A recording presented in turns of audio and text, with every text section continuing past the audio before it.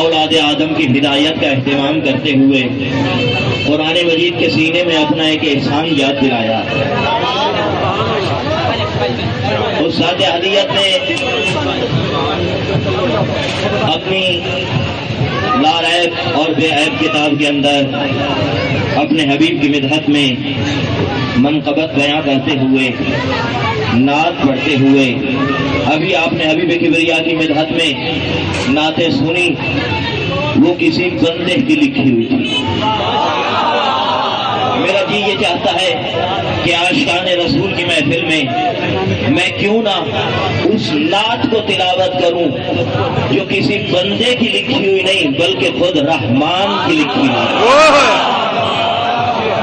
استاد ہدیت نے اپنے حبیب کی مدحت میں، اپنے حبیب کی شان میں قصیدہ پڑھا، اور قصیدہ اس ادا سے پڑھا کہ اس نے بتایا کہ میں تمہارے درمیان اس کو بھیج رہا ہوں، آئیے مل کر بارگاہ ہدیت میں سوال کرتے ہیں، اے حبیب کبری، اے خود محبوب مصطفیٰ، اے طلب مصطفیٰ، اے خالق مصطفیٰ، ہم آپ کی بارگاہ میں سب عاشق رسول دست ادب باندھ کر عرض کرتے ہیں، ہم جب سے پیدا ہوئے، جب سے ہم نے محمد الرسول اللہ پڑھنا سیکھا، تب سے ہمارے دل کی ایک دھڑکن تھی کہ ہم سنیں تو حبیب کبریا کی مدحتیں، ہم سنیں تو مصطفیٰ کی شان، ہم بیان کریں تو حبیب کبریا کی شان۔ اے اللہ، اے خالق محمد و علی، اے معبود مصطفیٰ، ہم آپ کی خدمت میں التماس کرتے ہیں کہ آج ہمارا دل یہ چاہتا ہے، کیونکہ آج ہمارے عشق مصطفیٰ کے ذریعے دلوں میں خاص روشنی موجود ہے، ہم چاہتے یہ ہیں کہ ہم آج تیری زبان سے سنیں کہ بتا تو صحیح تیرا حبیب ہے کیسا،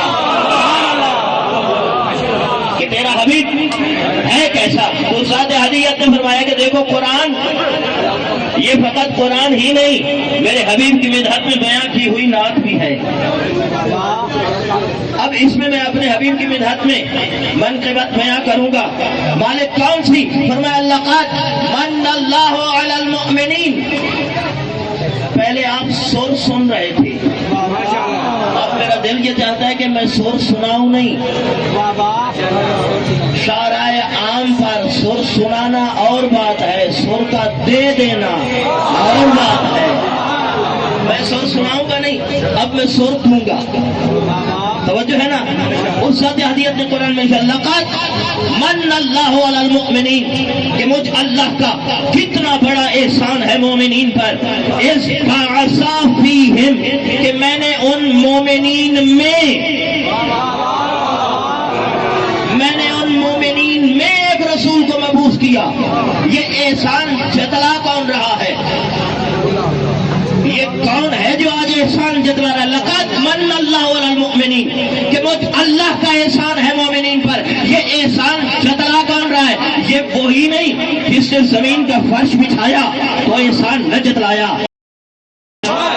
آسمان کا شامیانہ تانا تو احسان نہ جتلایا، آفتاب و مہتاب کی قندیلوں کو خلق کیا تو احسان نہ جتلایا، رات کے سناٹے میں وجہ آسمان پر ستاروں کے جگمگاتے ہوئے دیپوں کو وجود عطا کیا تو احسان نہ جتلایا، اس نے فضا میں معلق اور ان میں فضا میں معلق بادل اور ان سے برستے ہوئے پانی کو وجود عطا کیا تو احسان نہ جتلایا، اس نے بل کھاتی ہوئی نہروں کو وجود عطا کیا تو احسان نہ جتلایا، اس نے سمندروں کو جولاں بخشی تو احسان نہ جتلایا، اس نے سمندریاؤں کو روانی بخشی تو احسان نہ جتلایا۔ میں لفظوں کو بدل کے مزید آپ کے قریب آنا چاہتا ہوں، اس نے زمین کو استحکام دینے کے لیے بلند و بالا پہاڑوں کو وجود عطا کیا تو احسان نہ جتلایا، زمین کے سینے کو چیر کر تیرے لیے غلات کو اگایا تو احسان نہ جتلایا، نباتات کے چہرے کو ہریالی کا حسن بخشا تو احسان نہ جتلایا۔ میں مزید آپ کے قریب آ رہا ہوں اس لیے کہ جب محبوب مشترکہ ہو تو وہ قرب نہیں رہتا بلکہ نگاہ توحید میں معراج میں بدل جاتا ہے۔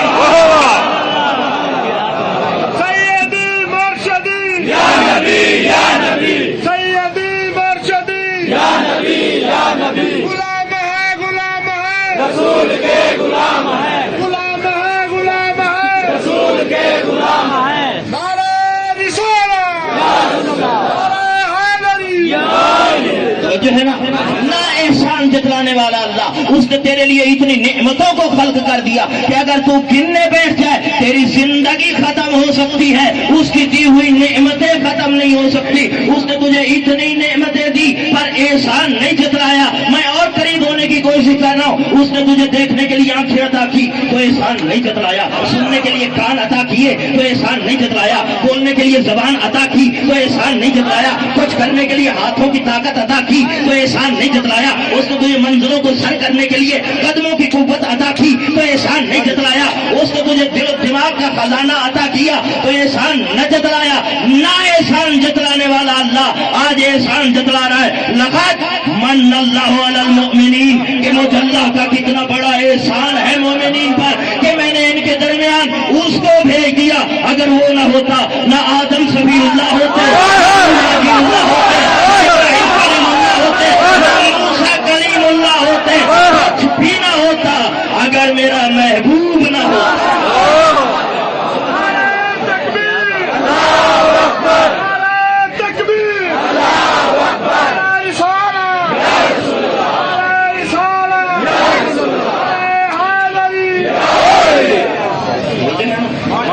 نہ ہوتا لیکن میں نے تیرے درمیان اس کو بھیجا، اگر وہ نہ ہوتا۔ خدا کی قسم یہ حبیب کبریا کی محبت ہر دل میں آتی ہے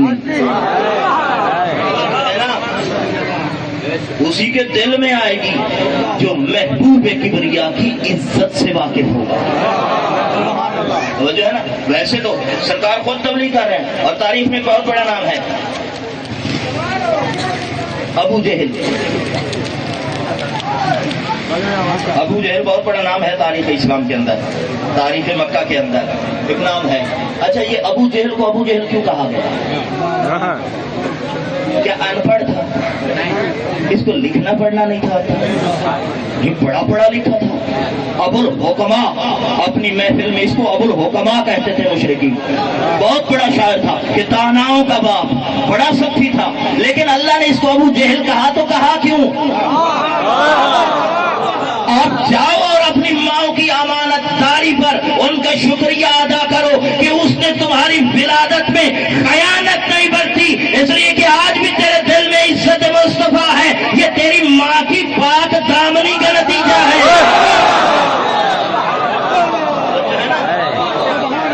ویسے بھی موجود ہے ابو جہل کو ابو جہل اس لیے نہیں کہا گیا کہ وہ پڑھا لکھا نہیں تھا، نہیں، اس کو بڑا پڑھنا لکھنا آتا تھا، لیکن ابو جہل کو ابو جہل کہا کیوں گیا؟ جب اس ملاؤن نے طٰہٰ کو، یاسین کو، مزمل کو، مدثر کو، مولائے کل کو، دانائے سبحل کو، ختم رسول کو، عبداللہ کی جان کو، ہاشم کی آن کو، ذریت ابراہیم کو، نسل اسماعیل کو، آدم سے لے کر عیسیٰ تک تمام معصوم نبیوں کے قافلے کے سپہ سالار کو جب اس نے اپنے جیسا کہا تو اللہ نے ابو جہل بنا دیا۔